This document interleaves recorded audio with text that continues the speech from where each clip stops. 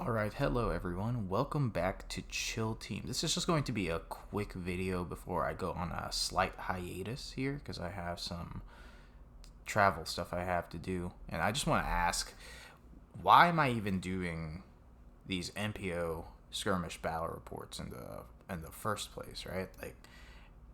I use this mostly as a teaching tool for myself because I'm a beginner into into Kill Team, and I need to actually learn the game. I haven't been able to sit down with some people to actually play some games. I mean, we haven't really played actual games of Kill Team. We've played mostly through the intro missions of the book, but there's still some gaps in my knowledge that I need to fill in. So I thought to myself, why not play some solo games? And so, the past couple of days, I've been playing some solo games, and there's just a lot of things I've come to find out just about general Kill Team, and as somebody who's a beginner trying to learn. And so I'm going to be putting my thoughts on the video.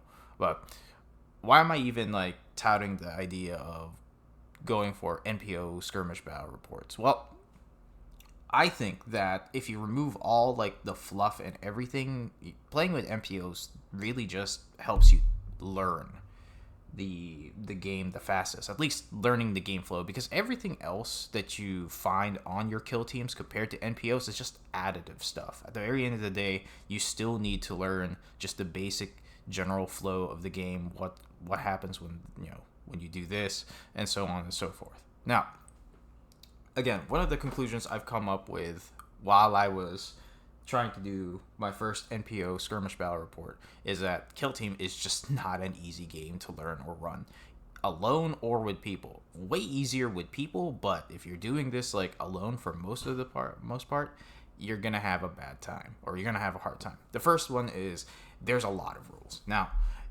if you compare this to Big Hammer, then of course this seems like just a drop in the ocean. But as somebody who has no true or real exposure to Big Hammer, and I'm coming into this with tabletop RPG brain in mind, there's a lot of rules here that you gotta learn. And even though you're playing one or two games, you're, especially if there's your first two games, it's like learning a board game where there's just a ridiculous amount of rules that you have to do, that you have to know. And the fact is, you have to sit down before you play such a thing to actually know the rules enough to have a proper game. Because sometimes you remember you play a game, maybe you won, maybe you lost, and then later on down the line you find out that, hey, that game shouldn't have been won or lost because of a rules thing that was not understood because we were new.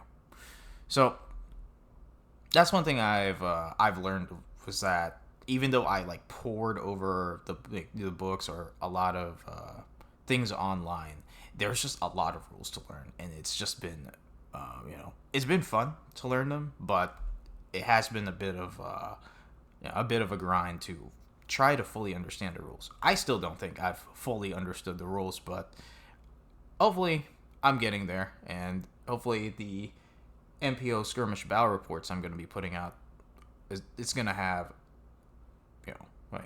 correct rules and stuff like that. Now, one of the things I've learned about Kill Team, as somebody who now has two, I have Felgor Ravagers and Celestian Insidians. Trying to learn both of them is like learning to ride a bike. Learning to ride two different bikes, in fact, as somebody who probably still needs training wheels, right? I don't have a whole lot of input for those two teams because, as I said, I haven't been able to actually sit down and play a game of PvP, and that's actually one of the reasons why they haven't appeared in my Skirmish Battle Reports, is that when I did attempt a kind of just a solo game with them, I found out that it takes a long time, right? So this is just more of a throwaway point, but one thing I found out about Kill Team PvP is that once you learn how to play the game, a lot of it's just going to be matchup knowledge, and you really just get matchup knowledge by playing against different kinds of different kinds of players, different teams, and that's how that's how you're gonna build up like your matchup knowledge. New players are not gonna have that matchup knowledge, and that's one of the reasons why it's a little daunting to actually start playing PvP with people, is because I don't know any of the matchups and I'm likely gonna get rolled. But I guess that's just part of the fun. The last thing I've learned when I try to run that like a solo game of just regular kill team is that the games are very long. Now, again, if you compare this to regular Warhammer, it's nothing, right? But if you're coming into this with, as somebody who's just played other board games and you're just using kill team as a way for you to play Warhammer without dumping, big hammer level money, right? You're still going to spend a lot in this hobby.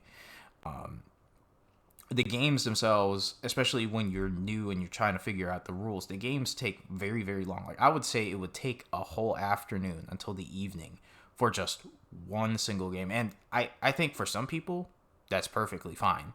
For somebody like myself, and that's a little too long. That's a little too long. Now, I don't have extensive video game backlog. I haven't, as I said, played many games, so I can't really guesstimate how the average length of these games. But in my impression is that these games of Kill Team are just longer than I expected. Now, let me expound upon why I have been doing these NPO Skirmish Battle Reports, and how I'm structuring these. So when I'm playing these, I roughly use about half the size of a kill team / NPO teams. Now, I'm gonna expound on this later on, but if you look at the new Nemesis Operatives books, there's a point system attached to every single one of the NPO data cards that you get. I've come to find out that if you use that same point system, each kill team that you get is roughly worth 20 points, right? And so if I just want to approximate something like a half point mark, like a 10, it will be easier to play.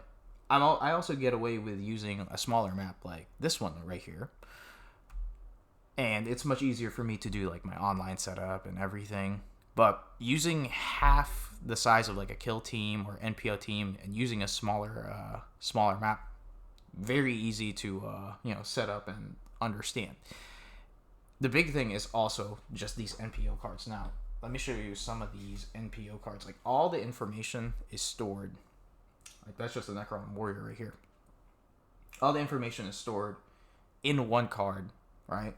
Maybe two if you take a look at these Allegiance traits cards. I know you're probably not seeing those, but you can find them on my first NPO Skirmish Battle Report for the Necron Warriors. They're very easy to understand, right?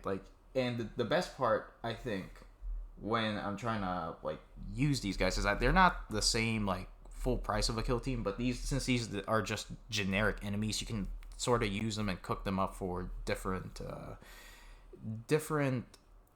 scenarios. I would say they're just generic NPOs. So that's the thing. Generic NPOs, very simple, very easy to understand, and the best part is when I'm playing these battle reports, I don't have to worry about strategic ploys or gambits. I don't have to really worry about equipment. Not yet, of course. I do think I might start doing that, but as far as I'm concerned, these are just straight up matchups, and we're gonna see who's gonna win. And no, you don't have to really worry about missions or even objective markers. This is just a straight up kill op. So it's really fun, but I do think that I might vary it up later on in the future. But for now, this is just the easiest way for me to get some of these battle reports out there. So in conclusion, before I discuss for the future, I'm sticking with I'm making more of these NPO Skirmish Battle Reports because they're actually helping me understand the game a little bit more, and it, in a way, and this is not something I put on the notepad here, as somebody who has game master brain coming from like something like D&D and stuff. It's very fun for me. So for the future, I'm probably going to be making more of these NPO Skirmish Battle Reports, right? Like, so if there are specific matchups that you want to see, just let me know on the comments below, or in any of the comments of any of my later on, like upcoming NPO Skirmish Battle Reports, and I'll figure it out from there. So I know this has been a bit of a rambling talk, but I appreciate anyone who tuned in, and I might be away for a little bit, but I'm going to get back into it when I return. So thank you so much to everyone who's listening, and peace out.